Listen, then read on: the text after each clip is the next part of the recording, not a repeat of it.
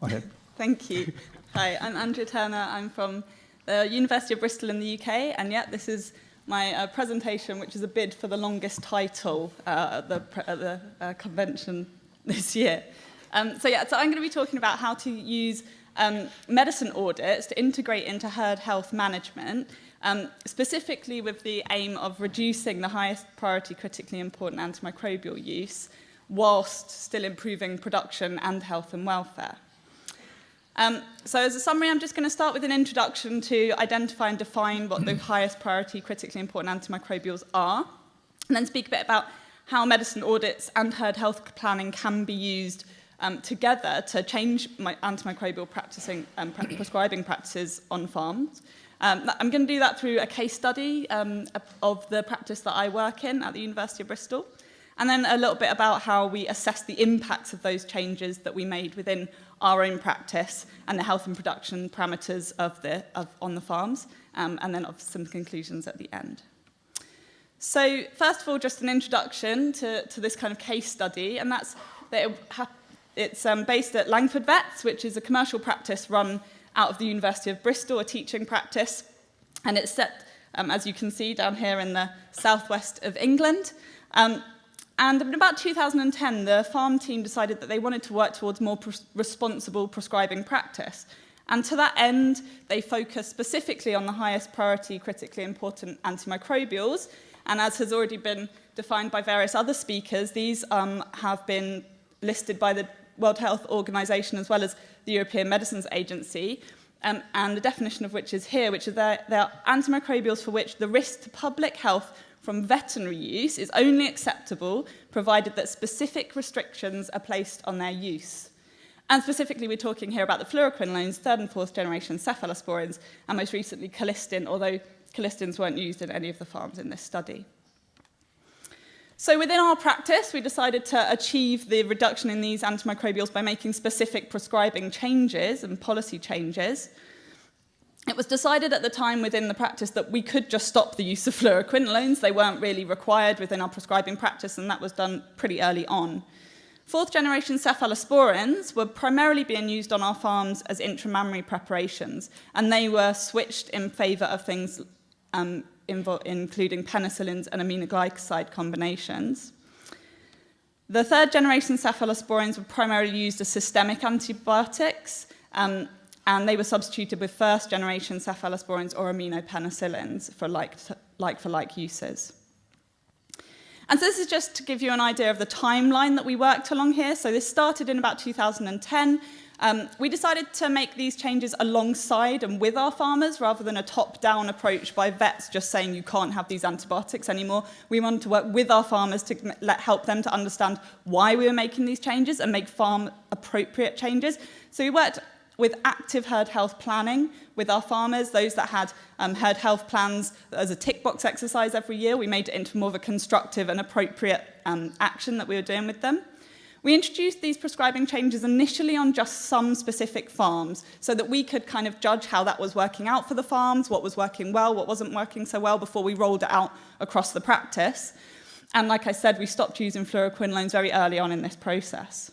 Through 2011 to 2014, we then rolled it out across the practice and brought along all of our farmers with us. So we ran a lot of farmers' meetings, just explaining what is antimicrobial resistance, what are high priority, critically important antibiotics.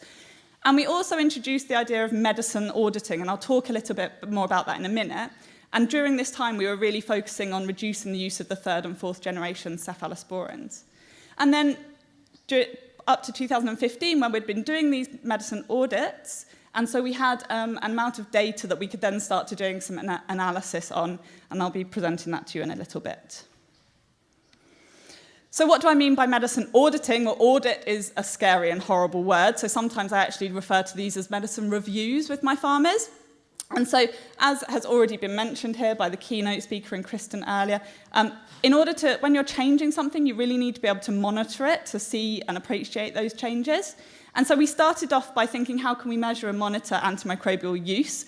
We tend to do that now just by looking at practice sales data to the farms, so just getting up lists of what we have sold to that farm over the previous year or 6 months.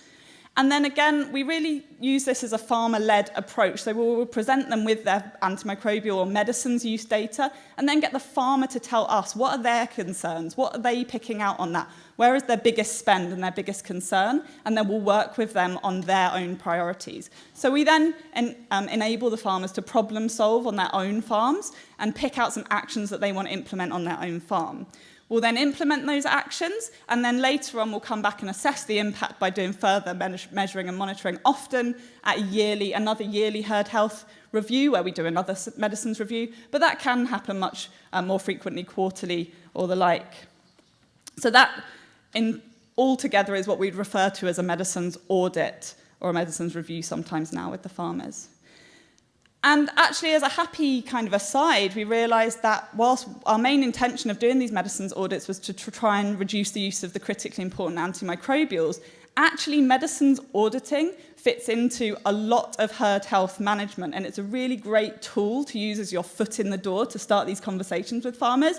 And so I would challenge you to pick any of those bubbles around the edge on this slide and think about how, if there was a significant change in that parameter on any of your farms, I would reckon that you were very likely to see a change in some form of medicines use. I'm not only referring to antimicrobials now, but you might just see a change in the use of something like non-steroidals or propylene glycol even, if there's ketosis issues happening. And so we have actually found that when we do these medicines reviews, we will uncover problems on farms or changes on farms that we just otherwise would not have had a clue that were even happening.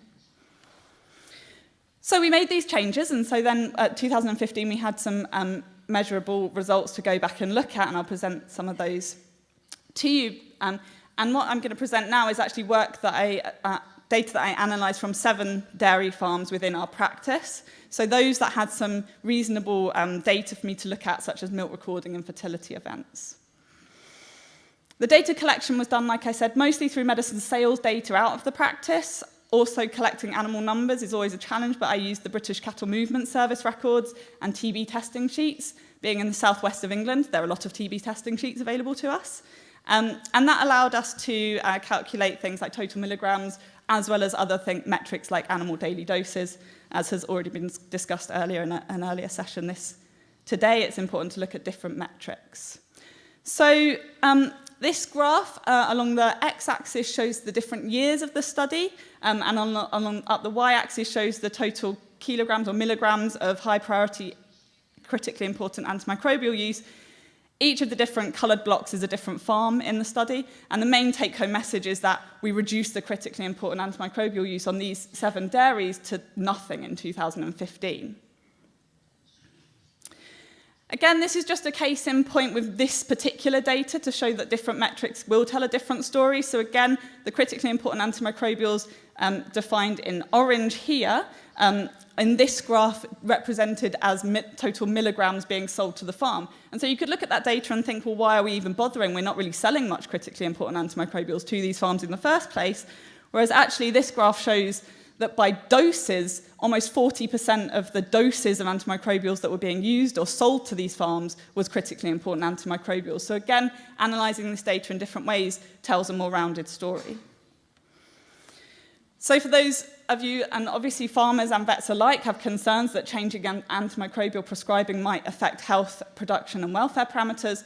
So that was some analysis that I did, and just a summary to kind of show you that the other health parameters overall increased on these 7 farms. So decreased clinical mastitis case rate and increased clinical mastitis cure rates. Fertility parameters improved, 100-day in calf rates, and a decreasing calving index, as well as lameness rates, which were recorded by mobility scoring. And all of these parameters improved. Obviously, we weren't expecting everything to improve, and we were mainly just hoping that everything wouldn't get worse. And so some things did not change, including yields, bulk tank somatic cell counts, dry period cure rates, cull rates critically weren't changing significantly over this time.